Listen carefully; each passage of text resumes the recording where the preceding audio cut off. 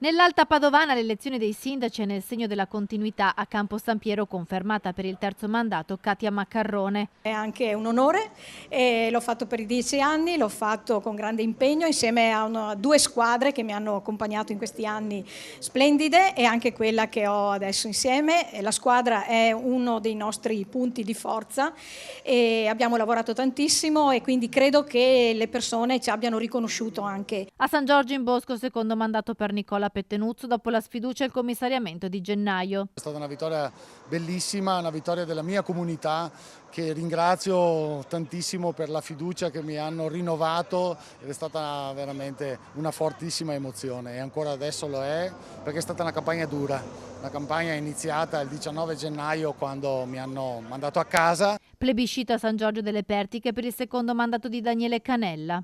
Un consenso molto ampio che significa tanta fiducia da parte dei cittadini e altrettanto tanto impegno nel non tradire questa fiducia, quindi ci impegneremo al massimo. Riconfermato Italo Perfetti a Galliera Veneta e Antonella Argenti a Villa del Conte. Questo è merito dei miei cittadini che hanno visto il lavoro che abbiamo fatto in questi 5 anni.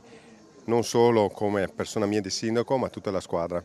I cittadini ci hanno un po' dimostrato, ci hanno ripagato dell'impegno dei 5 anni precedenti e nonostante non fosse necessario andare ben oltre, ci hanno confermato le presenze di 5 anni fa. Nel segno della continuità con le amministrazioni uscenti, i nuovi sindaci di Massanzago, Borgorico, Tombolo e Fontaniva. C'è un binomio di continuità e anche di rinnovamento all'interno della nostra squadra, per cui andiamo avanti in continuità su quelli che sono i progetti che abbiamo in opera. Siamo consapevoli di avere già tanti cantieri avviati, quindi siamo pronti a metterci al lavoro già subito da domani mattina. È la vittoria del lavoro che abbiamo fatto per 10 anni, della vicinanza che abbiamo avuto con i cittadini del nostro comune, un lavoro fatto veramente dalla squadra, da tutti i miei candidati. E adesso ricominciamo con una nuova squadra molto rinnovata rispetto alla precedente, con la quale davvero ci mettiamo al servizio dei cittadini con un grande entusiasmo.